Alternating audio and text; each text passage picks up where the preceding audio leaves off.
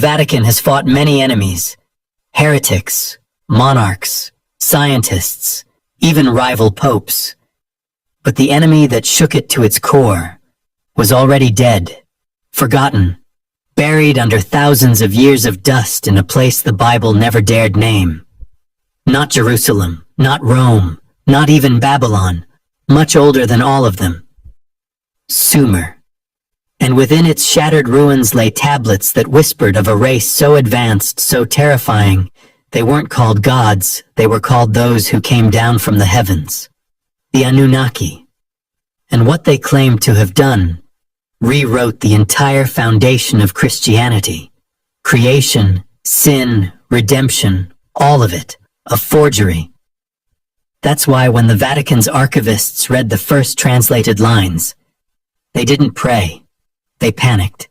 There's something oddly reassuring about ancient myth. It stays in the past. Or so we think. But sometimes the past doesn't stay quiet. Sometimes it returns with teeth in the form of clay tablets that survived the fire or symbols that echo too closely in scripture. And when the echoes become a scream, institutions get nervous. Very nervous. You imagine the Vatican as a place of incense and stillness, the scent of old wood and older books. But deep beneath that elegance is a vault sealed not by locks, but by fear. This is a tale about what frightened the most powerful church in history, not because it was evil, but because it might have been true. So tonight we'll follow the trail of ancient secrets and impossible gods. We'll hear what the priests whispered when no one else was listening.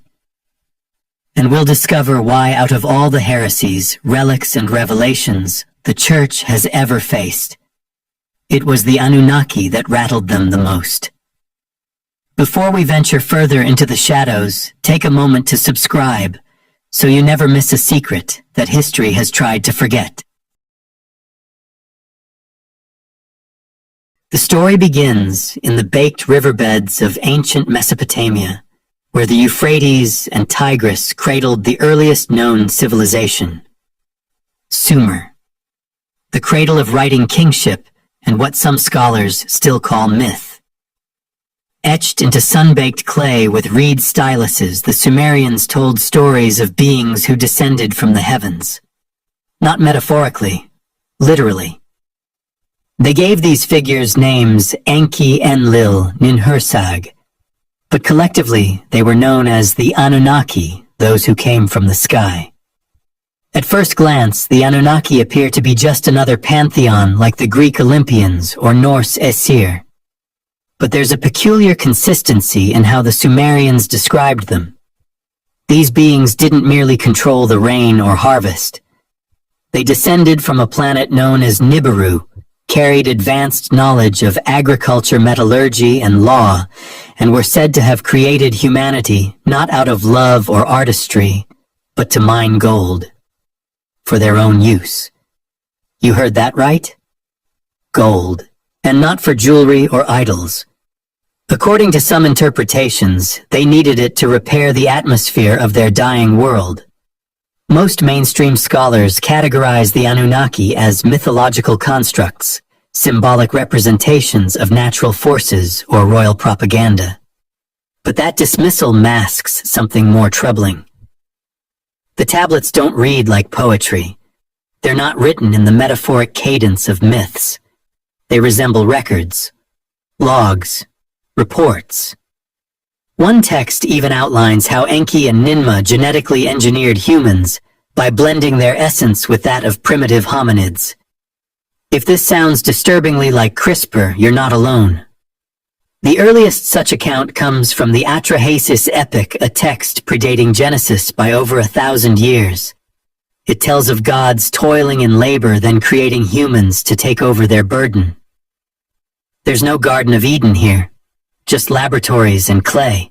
Some believe this was the origin of the biblical Adam, a name whose root Adamu appears in these Sumerian texts. The similarities grow harder to ignore. One particularly obscure text from Nippur, long buried in the British Museum's basements, refers to a binding of the essence, an eerie phrase that some Vatican translators flagged as dangerously close to the concept of soul manipulation.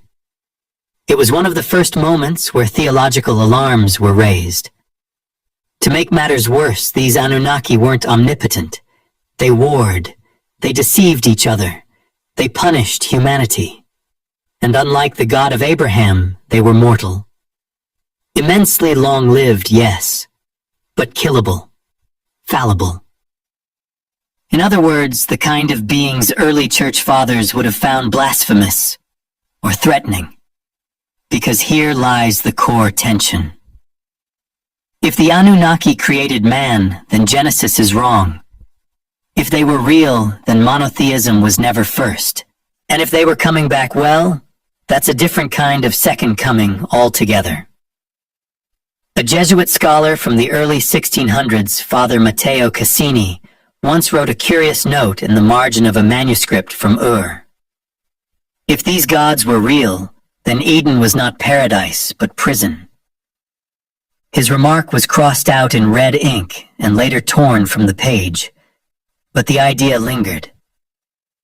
You might expect the Vatican to scoff at all this, but behind closed doors, some didn't. Particularly those with access to the translated cuneiform tablets sent to Rome in the 1800s, part of an exchange between the British Museum and the Vatican Library. These documents never saw the light of day again. Coincidence or containment? There remains an open debate among scholars about whether the Anunnaki were ever intended as literal beings or exaggerated symbols of foreign rulers.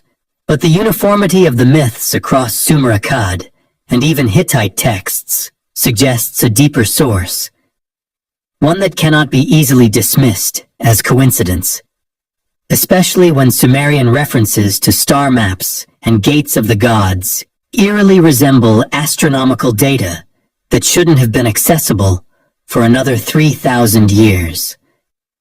That's what unnerved those in the know. The dates didn't add up. The knowledge was too advanced. The tone was too clinical. It didn't feel like a religion. It felt like a cover-up. And deep within the Vatican, that realization sent ripples through departments not normally known for panic. If the Anunnaki had once walked among us, then their memory wasn't just myth. It was buried history.